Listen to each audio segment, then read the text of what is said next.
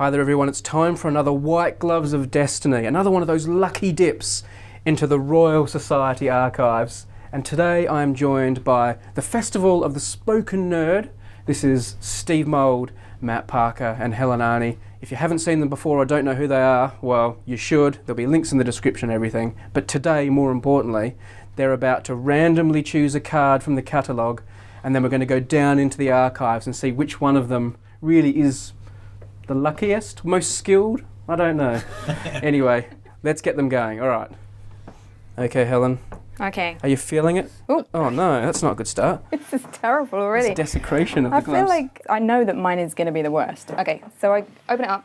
I'm going to go here. Okay, what have you got? Joseph Dalton Hooker, 1882. Ooh, early. Report on a paper by Williamson on the organisation of the fossil plants of the coal measures. 12? As soon as Keith writes it down on the call slip, it's official. Okay, it's happening.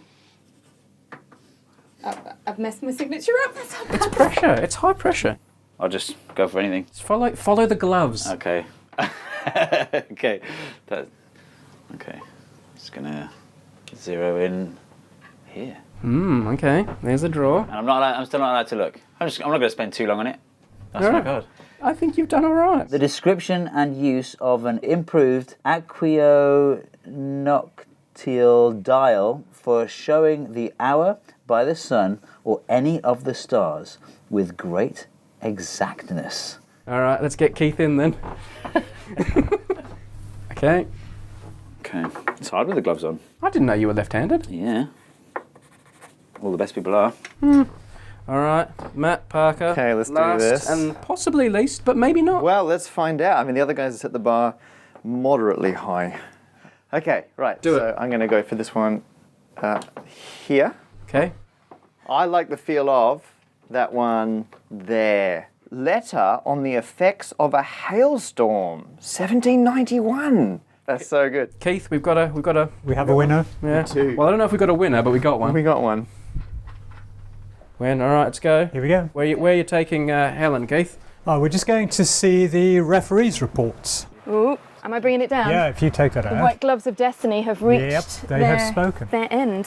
So, Keith, this isn't like an official paper that Helen has drawn out. It's a report about the paper. That's right, Okay. yes. So it could be interesting. There may be more than one referee's report about this particular paper, but I think because the name on the front is J.D. Hooker, Joseph Dalton Hooker, that's a big name in science. This is Hooker's commentary on someone else's paper. That's exactly right, Okay. yeah. So it's 1882, October 26th. I have on 2 occasions attempted the examination of Professor Williamson's paper. We have been obliged to abandon the endeavour from the figures on the plates not being Oh no. lettered. So he couldn't interpret the plates, is what he's couldn't saying. understand because this guy messed up his report. There are 30 of them placed in no sort of sequence.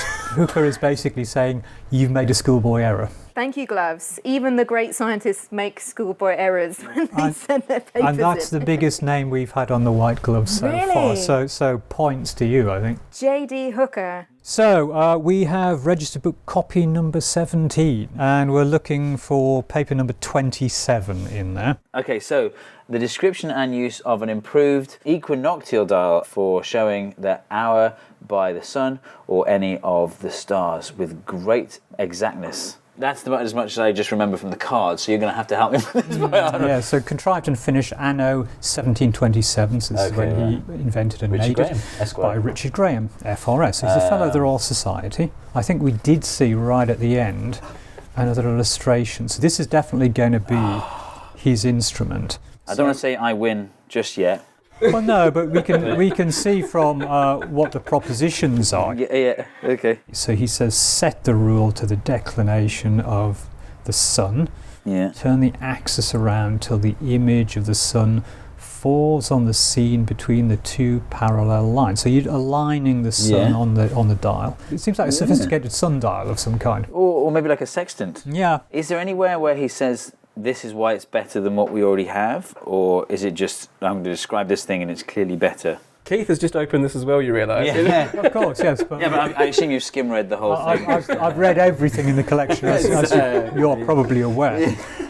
But usually it says in the conclusion of the paper can quite often give you clues to this. So most problems which are resolved by other dials may, I believe, with great accuracy be determined by this. Yeah. I think you have chosen something really interesting that you could get your teeth into. I think you could have a read of this later on, but I think you've done well. I can't believe they numbered the images correctly. It could have been you otherwise. Figure 1, figure 2, figure 3. It's so easy, Helen. So here we go. Okay. You take that. Oh my goodness. Let's go and see Thank you very what's much. in there. Here we go. What's my guy? Philip Rashleigh. Here we go. Here we go. So this is it. This is Oh, it. dear. So, dear sir, extraordinary showers of hail and pieces of ice have sometimes made articles of news in the Public papers. public paper. It's like a newspaper. Or, Yeah. Oh, okay. And so basically, our newspapers have so little news to report on. Yep. They keep mentioning the hail. But I do not recollect to have seen more particulars Yep. than the effect such showers have had upon something in vegetables. It's glass and Glass and vegetables. maybe it broke his greenhouse windows. That's to say, he's very upset about This is it. the guy who's written to the Royal Society to say, I've had a lot of bad weather, haven't I?" And the papers aren't covering it properly. My vegetables. Nor did I ever see such a shower until the 20th of October, 1791, about 3:15 o'clock in the afternoon. I like this guy, he's precise. The pieces of ice were very irregular, and in some... You're good at this. Are we only a fraction of the way through? Here we go. The shower lasted a very few minutes and was attended with thunder and lightning. I feel like I'm waiting for a twist here. At the moment, it just sounds like your grandpa telling you about the weather. But Set the scene. yeah, We're all there with him, Yeah. right? We know the papers aren't covering it. We know he's building to something. I'm sure all I think of the this, moral's at the end here somewhere. as trivial observations, sometimes. Well, see now he's addressing This is from it. across the ages. He can hear you guys being cynical and snarky. I therefore trouble you, sir, as president of the. Oh, he's gone right to the top. he's gone to the president. As president of the Royal Society, with this account, which, if it contains only what others have commonly observed, you may commit to the flames, or, if new, make such use of as you may judge proper. Do you know what? Wow. It's actually pretty good. I'm welling up a little. I love this guy. He's recounted some unusual weather. He's saying, all right, maybe this is normal, and if it is, just burn it. But if it's not, I wanted you to know. Because it may seem obvious, but sometimes obvious things lead to great discoveries. And he goes, look, maybe I'm repeating what other people have pointed out. Maybe this is new. You decide. I'm just stating the facts. The newspapers aren't. I'm doing it.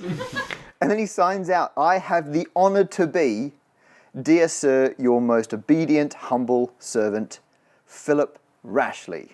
Hero. What a guy. Hero. Amateur scientist, hero for the ages. So the number of people who've read this paper include the president of the Royal Society, Joseph Banks and us. me, and that's probably it. That's probably And Mrs. Rashleigh, probably. Mrs. Rashleigh, I'm sure she heard several draft versions. That is so good. I think, Keith, as someone who has seen many papers, many pictures, which of these is the one that you think you'll be thinking about tonight over dinner? Which one is stuck in your head? I think it's that final one, because this is what archives are all about. You know, this isn't a particularly exciting observation, and yet somebody has taken the trouble to preserve it. And a couple of hundred years later, here we are looking at it. I think that there's something fundamentally great about that. Well, I would like to say we are all winners, but that would not be true. Matt is the winner. Well done, Matt. There you go. Don't thank me, thank Philip Rashleigh. This is good, isn't it? exciting. Yeah. We're in. Now this is where you really have to use some serious strength. Really? Yeah. Do I have to turn it all the way around? Yeah. Not quite yet. No? Shall I have a try? Yeah, go on. Okay, here we go. Oh, here we go. we What's go. in the box? What's in the box?